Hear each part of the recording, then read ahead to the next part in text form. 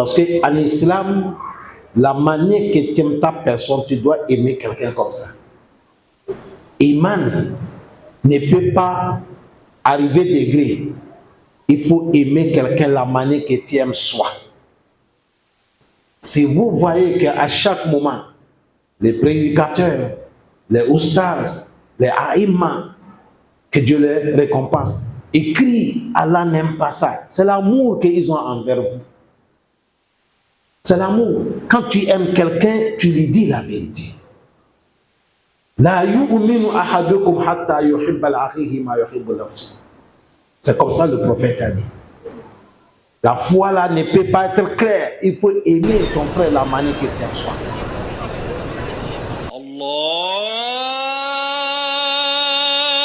Alhamdulillah. Alhamdulillah Rabbil Alamin. Louange Allah subhanahu wa ta'ala.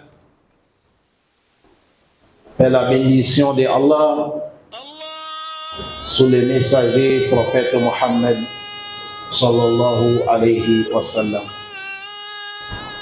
Que Allah peut souligner sur ses familles, sur ses compagnons. Chers frères et mes chers sœurs, Khutba nous interpelle tous envers la crainte de Allah. Que Dieu augmente la crainte.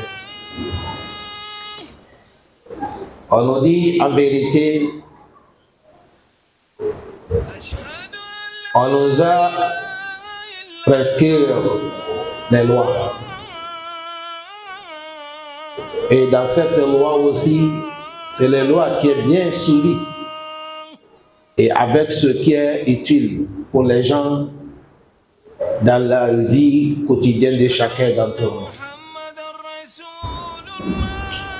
Et cette loi, elle est fondée, la loi que le prophète, que la paix, salut d'Allah soit sur lui,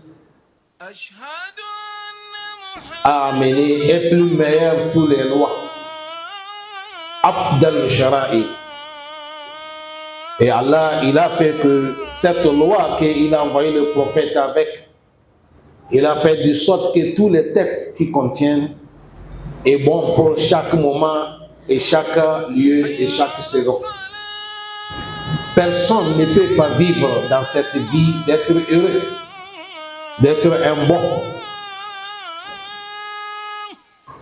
et d'amener quelque chose qui sera plus meilleur par rapport à ce que Allah a donné le prophète sallallahu alayhi wa sallam de nous amener. Les recommandations, les interdictions, le bienfaisance, l'obéissance, tout. Il n'y a pas quelqu'un qui peut amener quelque chose qui dépasse ce que le prophète a amené. Wallahi. Allah lui-même qui est le créateur. Les lois qu'il nous a recommandées, celui Allah qui est le créateur et celui qui est le tif. Il a le pitié de nous et il est le connaisseur de tout. Dans les Suratul Mulk. Imam Ahmed, dans son Masnad de Hadith Abi Amama, que Dieu les agrée tous, Imam Ahmed, que Allah lui pardonne. Abi Amama, c'est un prophète Dieu, un compagnon du prophète, que Dieu l'agrée. Il nous apporte une histoire qui est passée. Un jour, le prophète est assis. Et il y a un jeune que dans sa jeunesse, il est venu devant le prophète, les compagnons, ils sont là. Il n'est pas demandé comment on prie. Il n'est pas demandé comment on va gêner. Il n'est pas demandé comment on va acquitter la zakat ou comment on va faire le pèlerinage. Il n'a pas dit, Ya Rasulallah, le jeune a dit, oh messager de Allah, Azinili fi zina, je veux que tu me donnes autorisation pour aller faire les zina. Je vais aller faire la fornication. Voilà ce qui l'intéresse. C'est pour te parler ici. Ça, c'est au temps du prophète Mohammed. Ça connaît ça? Le fitna de la jeunesse, la première chose, c'est ça. Il n'y a pas quelque chose qui vient devant un jeune quand il est dans sa jeunesse. C'est la folie là. Et le jeune, lui, il veut que le prophète il lui autorise d'aller faire ça.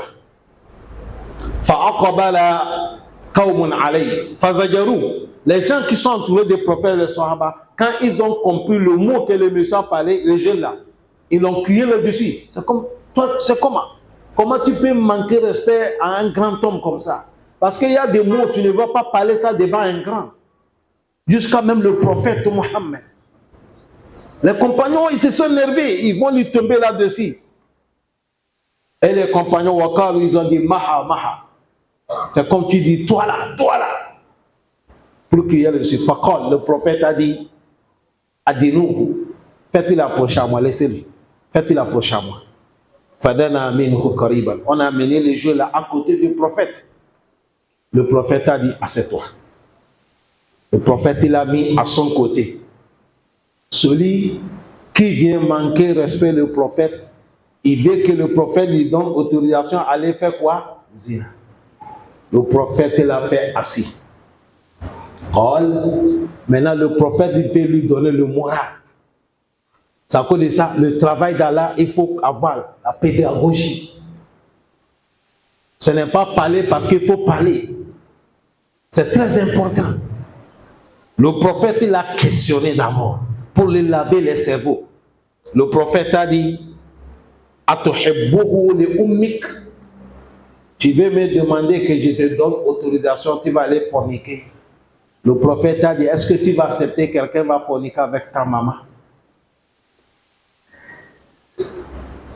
Il lui pose question.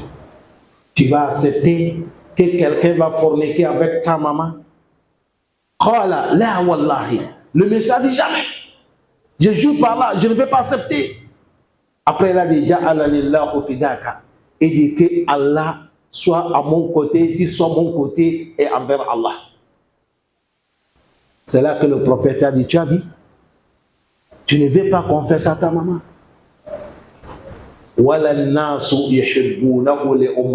C'est comme ça, les autres gens aussi ne veulent pas confesser à leur maman. Quand tu ne veux pas confesser à ta maman, les autres aussi ne veulent pas confesser à leur maman. Ça, c'est le premier moral. Question deuxième, le prophète a dit, est-ce que tu vas accepter quelqu'un va faire ça avec ta fille? Il a dit jamais. Je ne veux pas accepter ma fille, jamais. Ja'alanillahu fidaka ya Rasulallah. Il a dit le prophète, jamais. Le prophète a dit, c'est comme ça, les gens aussi ne veulent pas qu'on fait avec leurs filles. Tu as vu, le prophète, il a travaillé. Tu ne veux pas qu'on te fasse. Il ne faut pas faire les autres. Parce qu'en islam, la manière que tu aimes ta personne, tu dois aimer quelqu'un comme ça. Iman ne peut pas arriver degré. Il faut aimer quelqu'un la manière que tu aimes soi. Si vous voyez qu'à chaque moment, les prédicateurs, les oustas, les aïmas, que Dieu les récompense, écrit Allah n'aime pas ça. C'est l'amour qu'ils ont envers vous. C'est l'amour. Quand tu aimes quelqu'un, tu lui dis la vérité.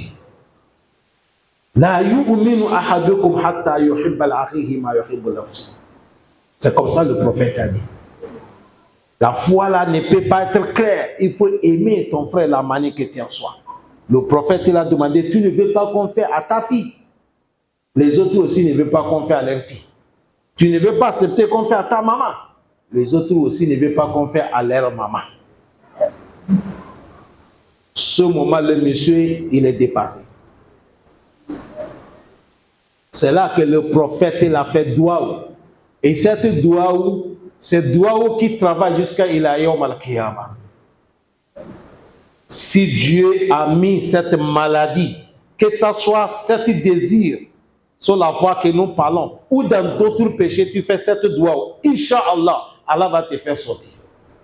Apprenez cette doua. Enseignez vos enfants, enseignez vos filles, vos femmes. Cette doua, tout le monde doit le mémoriser. Quand le prophète a fait ça, le monsieur là, il a eu honte.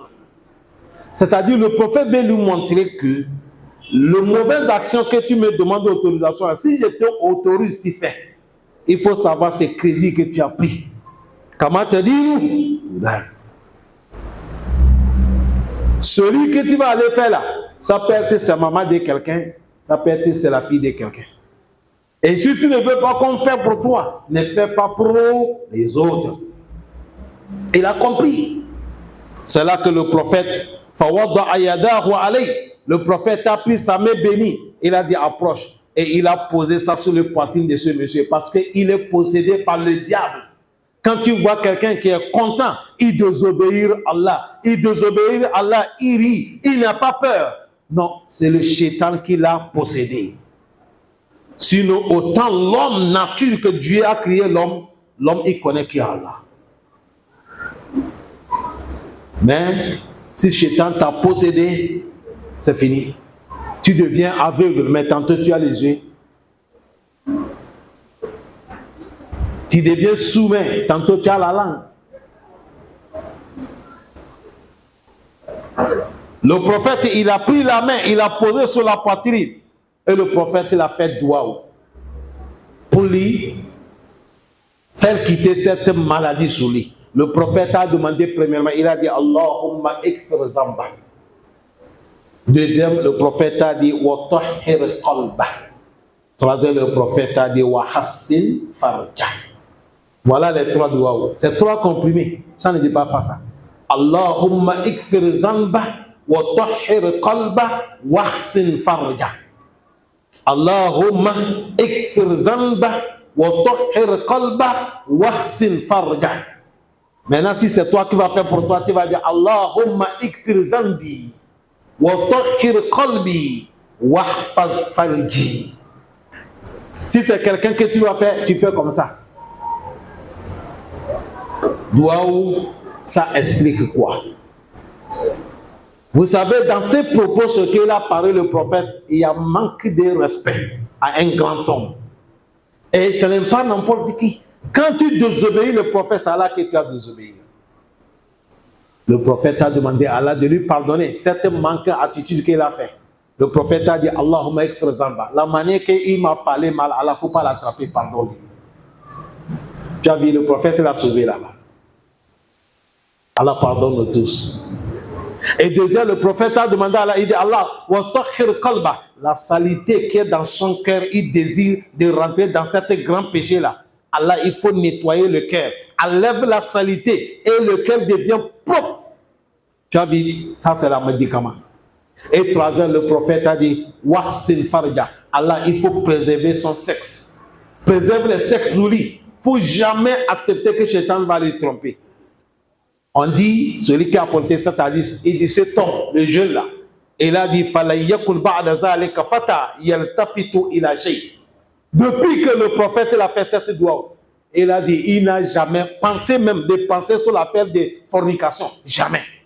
Ni même de regarder, ni même de souhaiter de faire. Parce que c'est un grand docteur qui l'a fait doigt. Le doigt des prophètes accepté par Allah subhanahu wa ta'ala.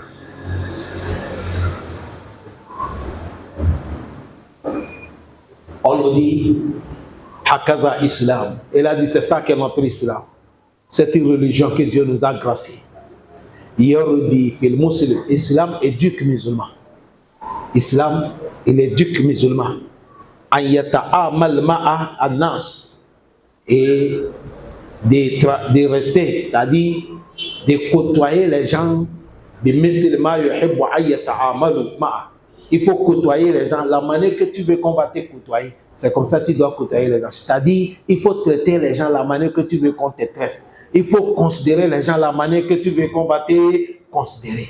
Dans les paroles, dans les actes. Et il a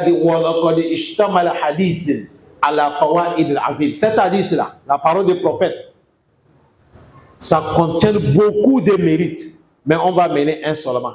C'est là-bas qu'est notre but. Dedans, yalbaghi ala da'i ila Allah. Dans cet hadith, c'est recommandé à quelqu'un qui appelle les gens envers Allah, ceux qui appellent les gens envers Allah. Prenez deux choses à chaque moment. Il faut qu'on ait l'intention dans notre cœur le khutbah que je vais faire, le prêche que je vais faire, tafsir que je vais faire, cet enseignement que je vais faire, mon intention, c'est comment les gens sont guidés. Voilà l'intention que tu dois tenir. Mon intention, c'est comment les gens soient guidés. Nous tous, nous soyons guidés, car là nous guide. C'est à cause de ça, et on nous dit, quand tu as cette intention, maintenant toi qui vas appeler les gens,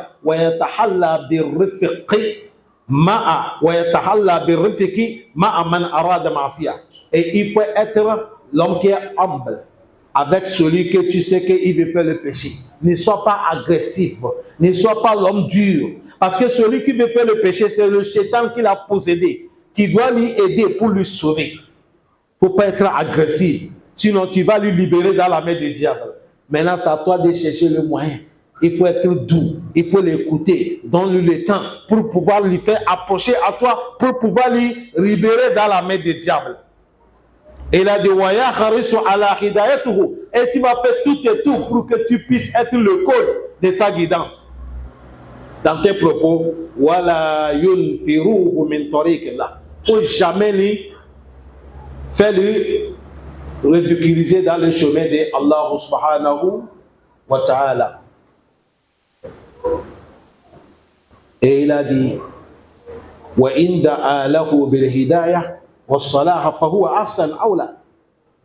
l'homme que tu vois qu'il est dans le péché, il faut essayer de les amener sur la raison avec des bons propos et à même de lui faire droit que Dieu les guide. Quand tu vas demander à Allah de lui guider, de lui arranger sa situation, c'est ça qui est bon et c'est plus meilleur par rapport de lui faire mauvais doigt. Non, parce que quand tu lui fais mauvais doigt, tu n'as pas aucune récompense. Mais quand tu vas demander à Allah, guide-lui, Allah arrange son situation, tu as gagné bonne chose. Il y a une histoire qui est dans le Kitab al-Kabair pour Imam Zahabi. Certains savants, ils ont dit cette ruwaya, c'est daïf. Quand on dit ruwaya est daïf, même si nous allons aborder ça ici, vous ne pouvez pas comprendre. Il faut, c'est dans les études. Mais le mot qui est sorti dedans, on peut travailler avec cette parole. C'est une femme qui a forniqué. Et elle a eu la grossesse. Et après d'avoir accouché, elle a tué l'enfant. Et elle est venue chez le prophète Moussa. Et comme prophète Moussa, lui, il parle avec Allah direct. Il dit, toi qui parles avec Allah direct, demande à Allah de me pardonner, j'ai commis tel péché. C'est là que le prophète Moussa l'a demandé, quel est votre péché? Et elle a cité que j'ai pris la grossesse à Zina, j'ai encore tué cet enfant. Quand le prophète Moussa a compris ça, ça l'a dépassé. Il a dit, sors, éloigne-toi de moi. Il ne faut pas que la colère de Allah va nous prendre tous. La femme a pris la route. En partant, elle est désespérée. C'est là Allah appelle le prophète Moussa. Il dit à Moussa, Lima arata ta'iban, pourquoi tu as rejeté quelqu'un qui va repentir? Est-ce que c'est toi qui reçois les repentations? Il est venu chez toi que tu me demandes. Il n'est pas dit c'est toi qui vas la pardonner. Tu le rejettes, pourquoi? Est-ce que je t'ai dit que je ne la pardonne pas? Mais parce que tu as dit que son péché est lourd. Moi je vais te dire, il y a quelqu'un, son péché dépasse quelqu'un qui a fait zina, il a tué l'enfant. Moussa dit, qui est son péché dépasse cette crime? Il a dit, un musulman qui va abandonner la prière exprès. Ce n'est pas il est malade, ce n'est pas il est quelque chose. Il refuse de prier, son péché dépasse quelqu'un qui a fait les zina, il a tué l'enfant.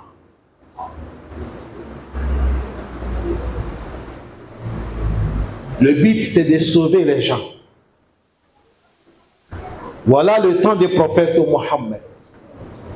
On a tué un monsieur, Chétan l'a possédé avec consommation de l'école.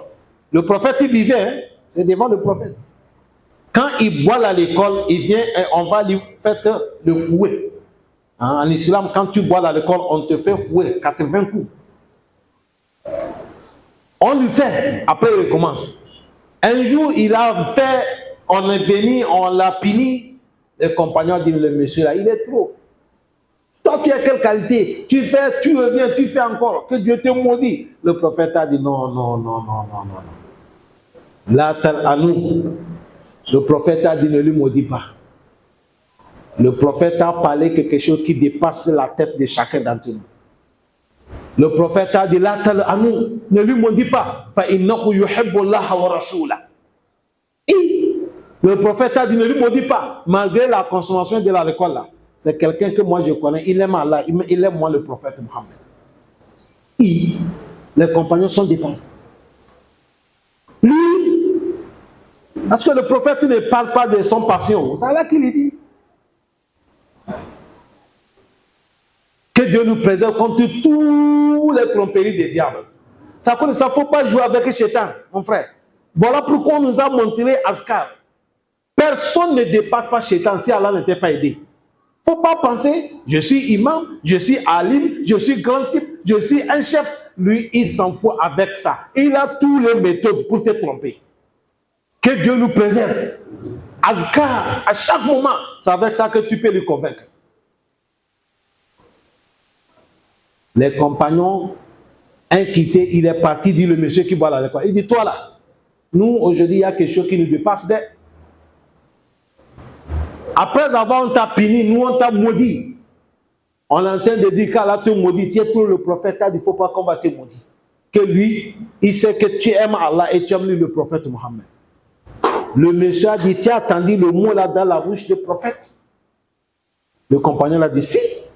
Il nous a grondé, il nous a dit, il ne faut pas qu'on te parle mal. Le monsieur qui boit à l'école, il a dit, si tu as compris que le prophète a témoigné que j'aime Allah et j'aime lui le prophète, moi avec l'alcool c'est fini jusqu'à là Yom Al-Qiyam. Je ne vais plus continuer à l'école. Le prophète ne peut pas me témoigner et je vais continuer dans cet péché. Abadan. Arrive que le prophète il nous dit,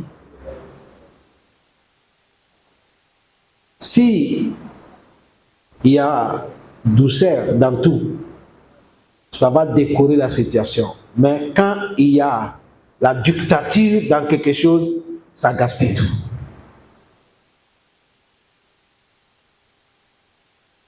Le moment que les gens sont devant toi, tu vas leur transmettre la parole d'Allah. Ce n'est pas tout le monde qui est à ton niveau. Et il y a certains aussi, leur niveau te dépasse. Et il y a certains, vous êtes égal. Et certains, ils ne connaissent même rien. Peut-être c'est la première fois de t'écouter. Ça connaît ça pour transmettre la parole, c'est difficile. Allah, il nous dit dans les prêches. Edou ila sabili rabbika bil hikma. Appeler les gens sur la voie d'Allah avec la sagesse. Wal mau'izatu hasana. Et avec bon prêche. Écoutez le mot, hein. Il dit prêche. Et il a précisé, il dit avec bon prêche. Ça montre qu'on peut voir quelqu'un qui prêche. Mais lui-même, il va faire que le prêche qui prêche, là va devenir mauvais prêche. Il dit appeler les gens sur la voie d'Allah avec la sagesse et avec bon prêche. De montrer tout le monde que jusqu'à maintenant, là, tu as la place auprès de qui? Allah. Jusqu'à maintenant, Allah, il t'aime. Jusqu'à maintenant, tu es un serviteur de Allah. Kul ya ibadi allazina asrafu ala anfusihim la taqnatu min rahmatillah. Dis-le comme ça.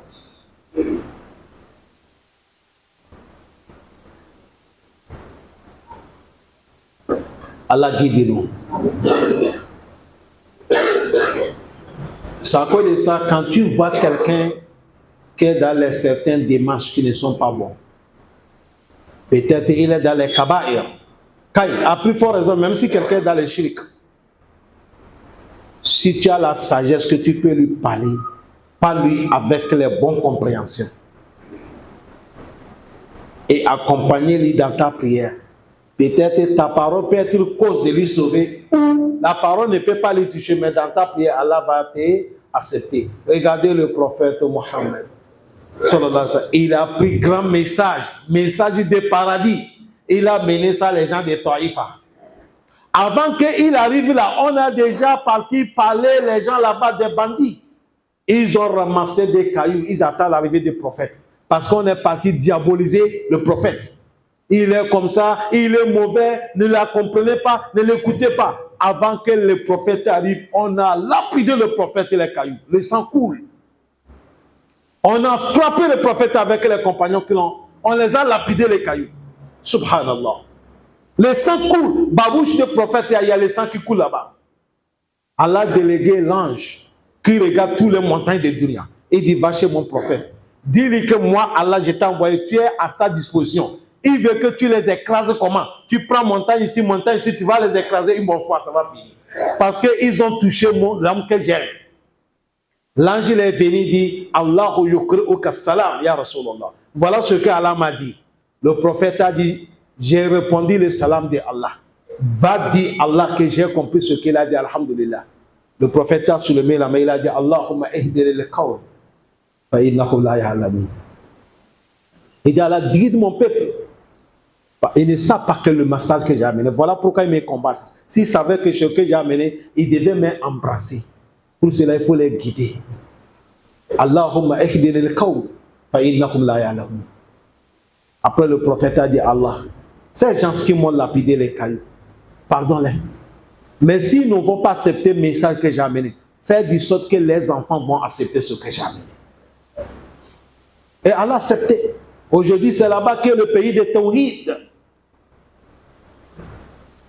Voilà notre islam. Voilà comment l'islam nous indique que Allah nous pardonne, qu'Allah nous augmente la foi. Chers frères aimés, nous sommes dans le mois de Sha'ban. Aujourd'hui, nous sommes le 4e jour de Sha'ban. Ce mois-là, quand il finit, c'est Ramadan. Ça montre que nous, avec Ramadan, il nous reste 25 jours ou 26 jours. Inch'Allah. Et dans ce mois, c'est souhaité. Si tu as pu gêner beaucoup, c'est bon. Parce que c'est sunna des prophètes. Le prophète, il gêne dans ce mois beaucoup.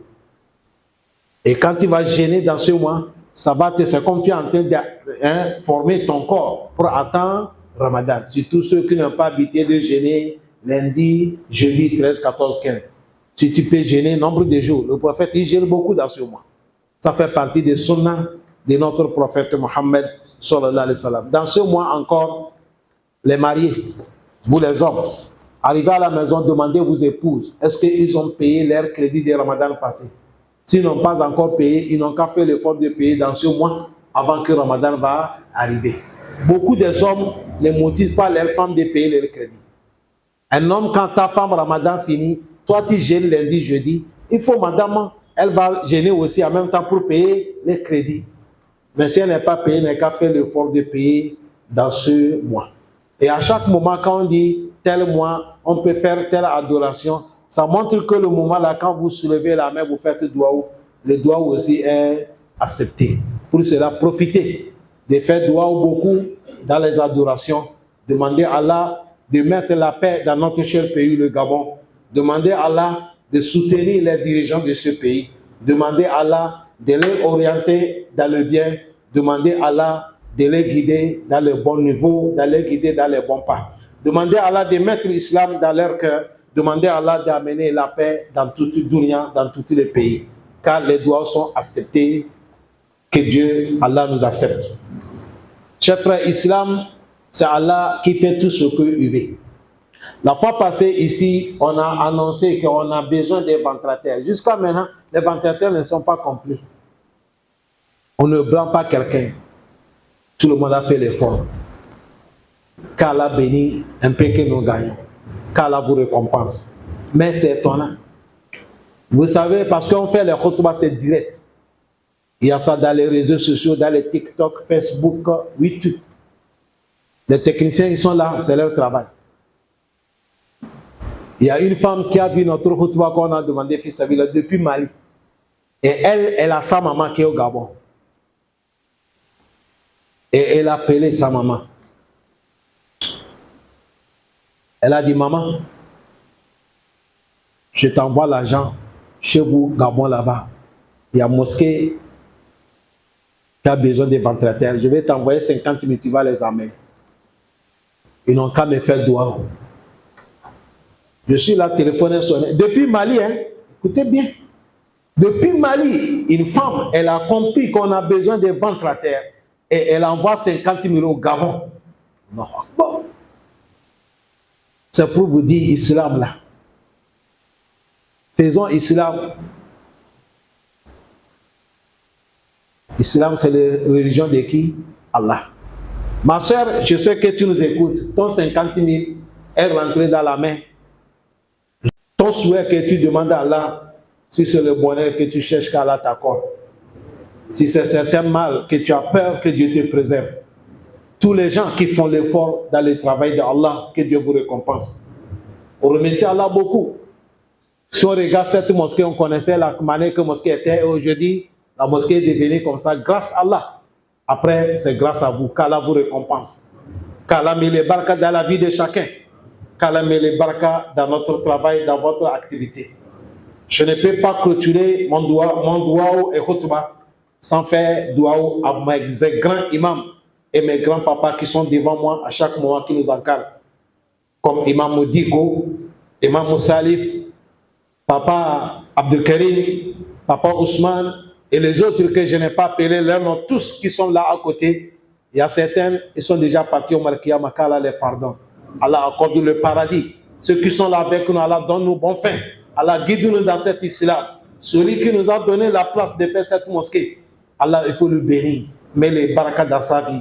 Vous qui dépensez 24 heures sur 24 heures, barakallahu fikum. وجزاكم الله خيرا اللهم ربنا تقبل منا إنك أنت السميع العليم وتب علينا يا مولانا إنك أنت التواب الرحيم ربنا آتنا في الدنيا حسنة وفي الآخرة حسنة وقنا عذاب النار سبحانك اللهم وبحمدك نشهد أن لا إله إلا أنت نستغفرك ونتوب إليك والحمد لله رب العالمين.